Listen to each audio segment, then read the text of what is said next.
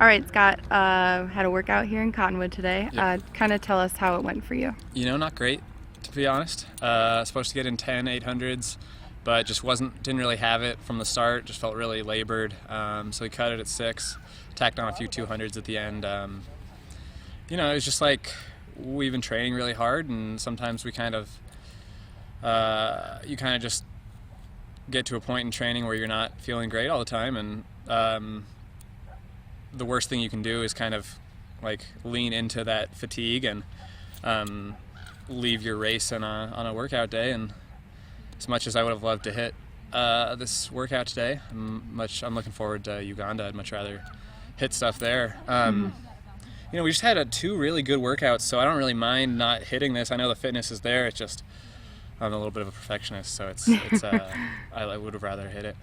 Yeah, how do you kind of mentally bounce back from a workout like this? Yeah, well, I wasn't, I was pretty frustrated after the workout, but then when we were running, just cooling down with some of my teammates, Martin was like, dude, like before every work or race that goes well, like there's always a workout you don't finish. And he's right. Like most of the races that have gone well, even the really big races, like there's usually a workout that I just haven't finished. I just felt really bad and just wasn't able to do it. And so honestly, like the races that went really poorly are mostly, I generally hit everything going into it, so I was probably fried going in. So yeah, I would just try to remember that. Obviously very fit.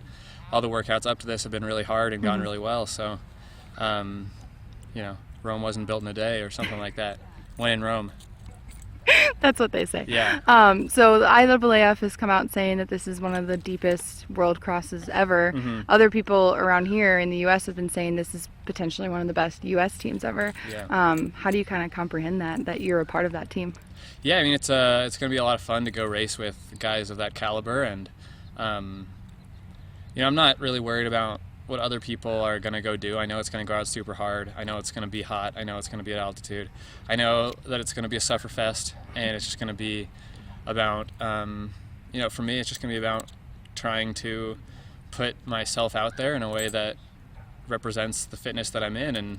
And, if people beat me and I run what I feel like as well, they beat me. There's nothing I can do about that if they just beat me. So, just going to go out there and try to put my best foot forward. And do you have any specific goals? I think best case scenario, I'd love to be top 20, but I don't know how the race is going to play out. Mm-hmm. Maybe that's not in the cards. I think it is, but I'm more worried about just going out there and competing, and the race will come if I just go out there and feel like I really empty the tank, especially in that last 2K. I think people will come back, so that's all I'm worried about. Just going to go have fun. And kind of going back to training in the beginning, how do you think you and Steph have been preparing since Bend leading up to, leaving in Uganda for a few days? Yeah, it's good. It's been really good. Done some workouts that, like a lot of strength-based workouts, kind of feels a little bit more like we're preparing for a half. Just haven't quite had like that really hard VO2 stuff that you would usually get for a 10K, but that stuff combined with some like really good speed work to kind of work on the efficiency. I think we're ready. I think that's what we've got to do, or that we've checked off all the boxes and ready to kind of go cash in the chips at Uganda. Cool. Best of luck. Thanks.